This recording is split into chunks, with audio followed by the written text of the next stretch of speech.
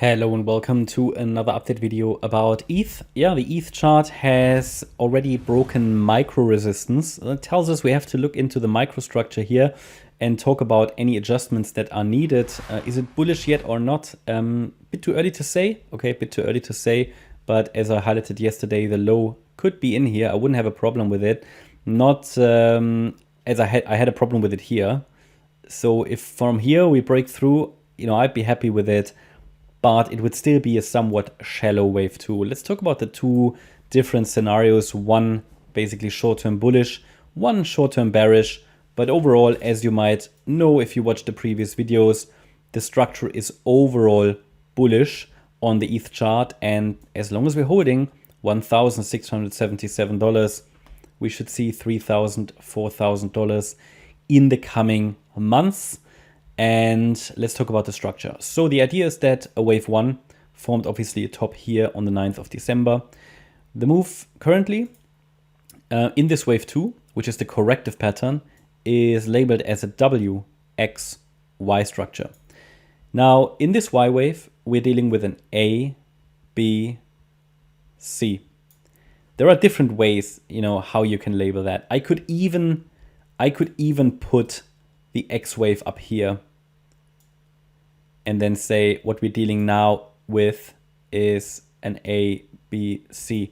Does it matter? Not really, because the other pattern that I'm dealing with right now here that I've got on the chart, this kind of ending diagonal pattern, the C wave down basically, right? That's also allowing currently for a B wave rally. So we'll zoom in a minute. Just want to make sure that it's understood that we have a nice 3-wave move already. We didn't have it so much here, at least the size of the wave 2 compared to the size of the wave 1. It wasn't really good looking. Now it has at least the right look. I would still prefer another move down, but I highlighted it already in the previous videos. The low could be in. We've reached that support zone, and I would be happy for the price to rally now in a third wave. But because we haven't seen 5 waves down in wave C yet, I will only be able to confirm it once we break above certain resistances. Otherwise, the risk for further downside still remains very high, obviously. Okay, so looking at this as a WXY structure, then it's possible that the X wave topped here on the 27th of December, A, B, C. So we now need to explore the C wave to the downside. Obviously, as always, when we're dealing with microstructures, the situation is very fluid. We have to be very flexible. Don't see the microstructures necessarily as predictive. What they are, they give us some guidelines. They give us some resistances. For example, this resistance level here that I highlighted to you earlier today broke, which indicates that likely a change in structure is coming, is needed. Something's changing. That knowledge is gold, okay? That we know that, okay, something in the assumption is changing. Now, that's not necessarily bullish yet. It could be, okay? It's certainly not bearish, but it indicates that, yeah, I mean, either the low is in, which would be short-term directly bullish, and we are moving to $3,000, $4,000 and beyond, or this ending diagonal is still unfolding. So 1, 2, A, B, C in wave 3, 4, 5. Okay, and the 5 would also have an ABC and the wave 1 as well, but it's so small that it's difficult to decipher. So I want to explore this structure first before calling a low in place. Ultimately, I need to see 5-wave move up and a 3-wave move down to confirm, the story.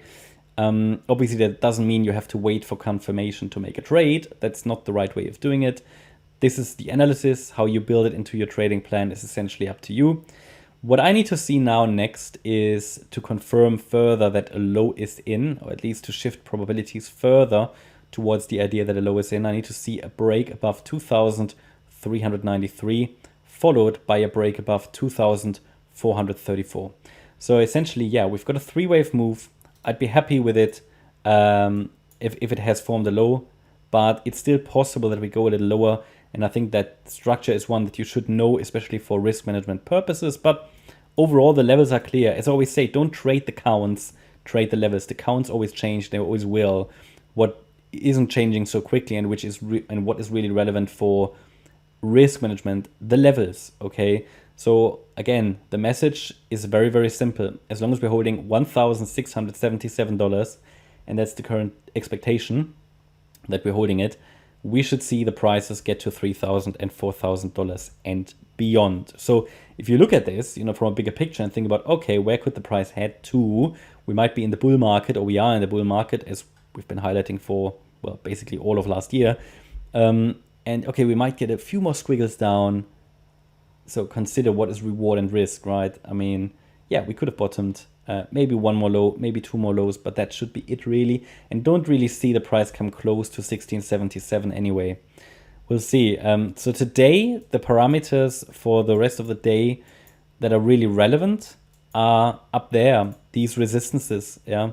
So 2,394 and 2,435. They are the main parameters to watch. As long as we stay below them, at least one more low is the expected outcome. That's my update about Ethereum. I hope you liked the update. If you did, please hit the like button, leave a comment, and subscribe. And if you really like the content, then please check out the channel membership. Also, make sure that you follow us on Instagram and Twitter for additional content. Thanks a lot for watching. Bye-bye.